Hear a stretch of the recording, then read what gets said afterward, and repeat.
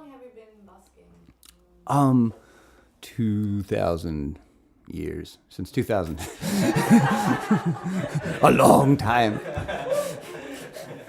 So, yeah, I think it was 2000 I played in Times Square for an hour and then gave it a rest for a month and then started doing some more stuff and then on and off. And yeah, I was thinking about it the other day. I technically busked in 1991 in Seattle, but it wasn't as serious as the rest of that. And then I was playing shows a lot more before busking.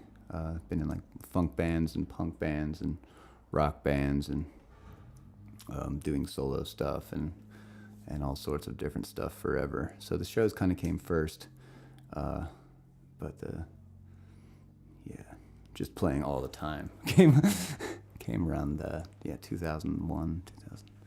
So did you always busk with banjo, or do you? No, I started with guitar, and it was very soft, no drums. So it was very like, you go, especially in New York, you hear like train and another train and 1,000 people walking, and then a little guy going, shing, ding, ding, saying kind of like timidly as well, and would play for like 6 hours a day until I was like, maybe I should switch to something slightly louder. And so, yeah, banjo's a little bit louder and drums help. How long have you been playing banjo? Since 2001. Oh, you're so good at it. Oh, thank you.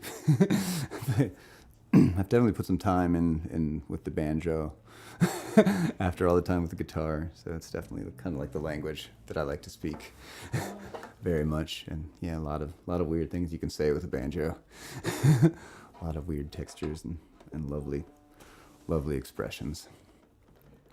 So the songs that you write about, is it from your life experience, or how do you write your songs? It's interesting you should ask that after the other questions, because they just kind of like come with like from the shows and the expressions and the busking and always playing. Start to not differentiate between dreams and sleep and performing, and it just kind of comes together. And a lot of times I'll come up with an idea on stage or asleep, or performing in the streets or in the subways or anywhere. So the idea kind of comes like, it'll just be like one note and then add another note and then maybe play something for 6 months, and then it'll sort of all of a sudden the song will get there. And that's kind of like what my first song was about, because that was like the first time I noticed that that's how I did that sort of songwriting. It's just like, oh, how about that? Like, I'm not going to use that chorus anymore. I'll use this chorus.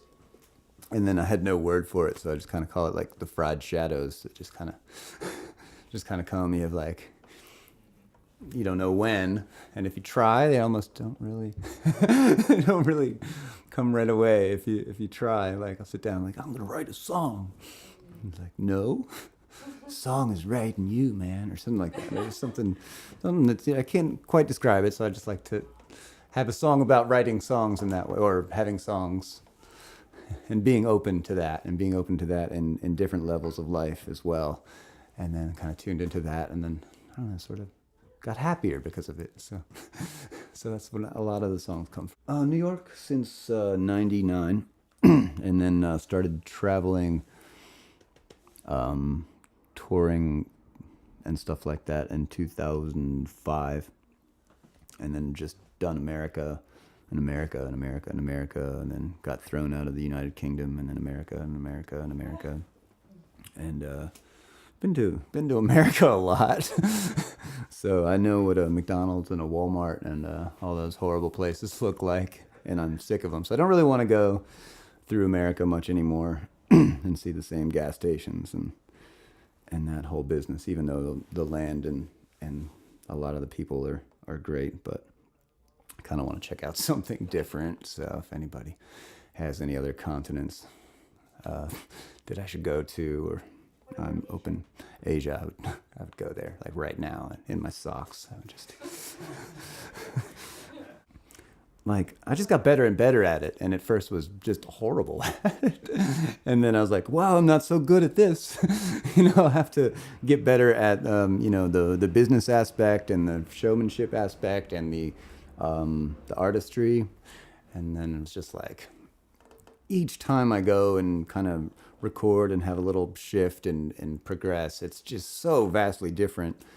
And I've always been comfortable since I started with who I am and what I was expressing and what kind of survival I was doing, what kind of, level of good vegetables were on the table and stuff like that. So, and it sort of like progresses through massive amounts of hard work and opening myself up to doing different things and just constantly trying to remain fresh. Like that's like the one thing. and then all of a sudden it just kind of seems like routine and almost easy, after doing it for 20 years for, 6 hours a day or whatever. It's like, oh, this is a snap. I just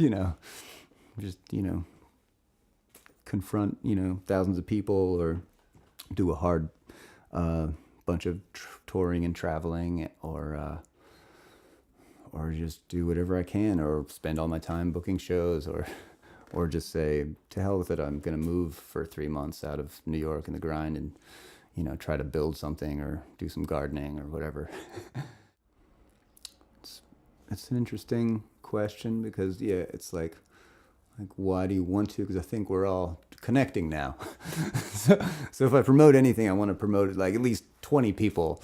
I don't want to be like, me on my phone and do that until everybody feels about me like how I kind of feel when people me. But it's wonderful when you get like a whole show together with a bunch of bands and stuff to go for it and be like them, us, you.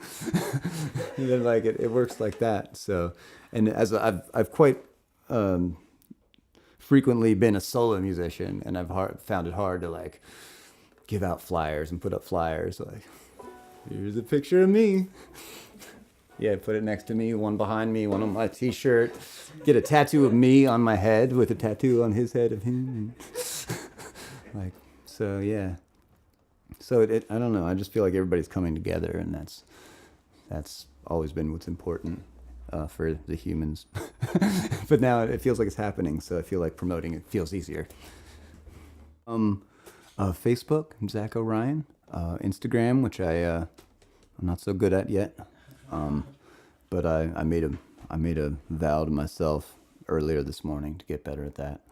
You can find me there. I'm on Bandcamp, and you can listen to tunes there at my new album, Vestige of the Impossible, is up on there. And that's always a blast. And I'm not on Twitter at all, so you can't find me there.